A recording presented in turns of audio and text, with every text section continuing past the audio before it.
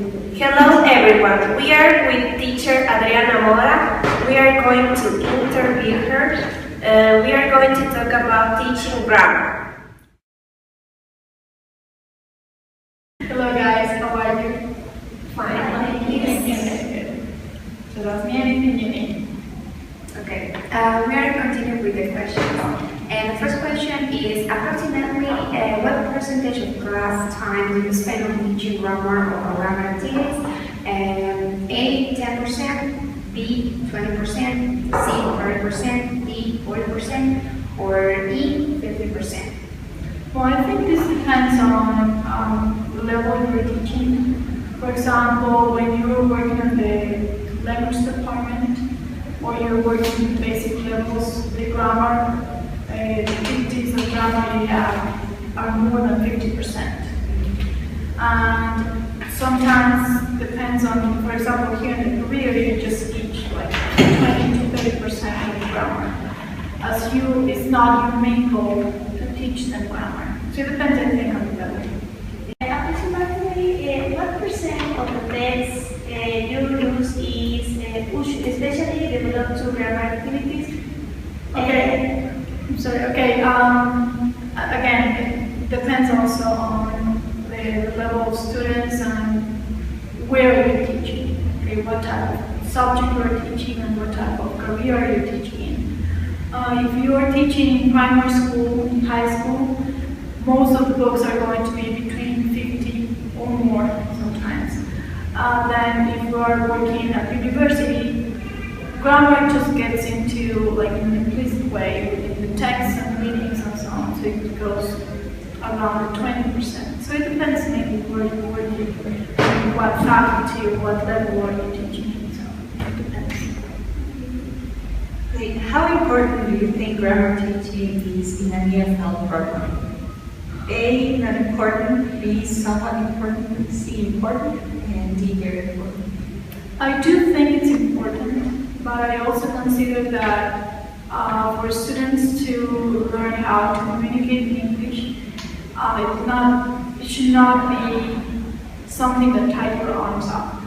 As many foreigners, when you hear them talking, just their grammar is not great. We have better grammar as EFL students.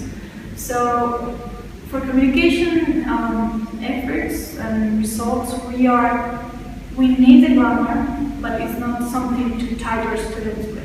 They are not going to be only using grammar because in songs and readings and speakings and talks and everything, they just use different things and the grammar is used differently, so it depends on the language.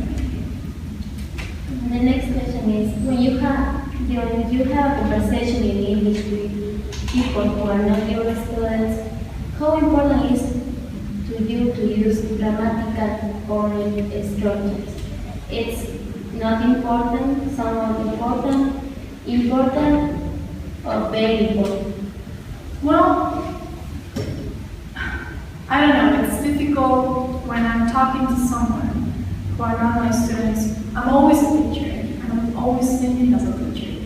So just like everything I think about when I hear someone talking, I just catch up with all the errors they make. Sometimes, of course, I don't do anything, I don't make correct mistakes or anything, but it just comes to my mind. Like I'm hearing them, like something happened. Like I think it's important, but not like too much. Like not to be talking to that person anymore. Okay, the next question is, what do you think when you hear a foreigner speak Spanish using grammatically correct structures? Correct or incorrect structures? Correct. Structures. Well, I think in Spanish, for English-speaking people, it's difficult to use grammar correctly because of the use of the verbs and everything. But by means of communication, it's not that. I don't consider that much of a big deal. They consider more. They just are more afraid of talking and speaking Spanish because they don't know the language and they don't have that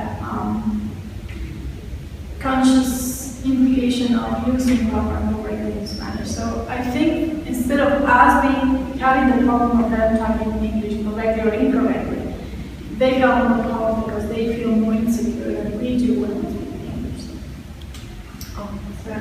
Now the opposite will be, what do you think when you hear a friend speak Spanish using grammatically incorrect structure?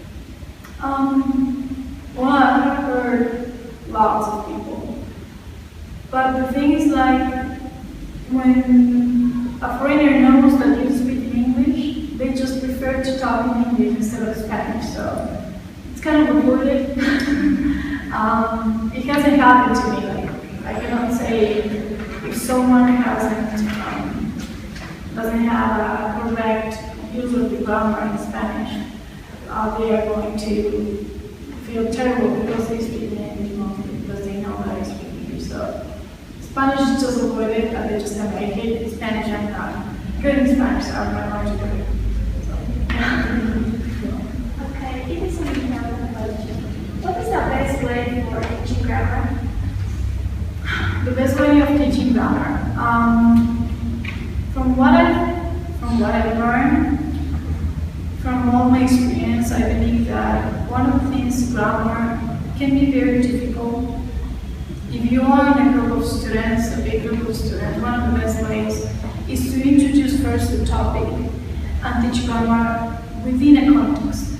Okay, just for example, you are teaching something like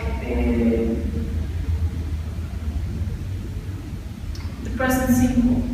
Okay, and you have to teach this to high school, and then they just telling them, okay, the subject, verb, the complement. Just they know the structure, but presenting the grammar within the context and asking them, you will realize that grammar can show to themselves easier than just giving them the structure. Okay, this is the present simple, this is how you have to use it, and then you go with examples. While you show it in the context, you can ask your students to show that and ask them to give you all the examples that you're giving them examples. So I think within the context is the best way. For me at least, has been the best way to teach grammar. Of course, at the end, you always go back to structure. Okay, this question is linked to the last one. How can you, as a teacher, present the structure to make it more memorable for the student? I've taught grammar in different ways, thousands of different ways. I try to teach them in the context. I've taught them to relate this to mathematics, as it is a formula like they have to follow. Some of them got it, some of them got it easier. So it just depends on the level of students. I have always changed the way I teach grammar. It also depends on the level. If you know that you're working with a high intermediate level, you're not going to be, okay, this is the grammar, this is how we should do it. But you go directly to the context. Well, if you have beginner level, okay, the way you teach them is going to be different because they need to see, like, in graphic, like very explicit how the grammar should be done. So it just depends also. I've changed my ways of teaching grammar, like, according to different levels. But with kids it's different because it just goes with the flow. Teenagers changes, high level students, it just directly happens. Well, the last question is, have you developed a useful process of your own to present instructions? Which one can you share with us? I cannot say that I have created one, but I do have used different methods within the classes that I have. Like I had different levels that work with teenagers, young adults, and there's nothing I can share with you, like new things that I've done. Everything's created, and I don't think I've created something else. But just, for example, if you see your students like numbers or they like mathematics or something, just discern the grammar structures and formula for them.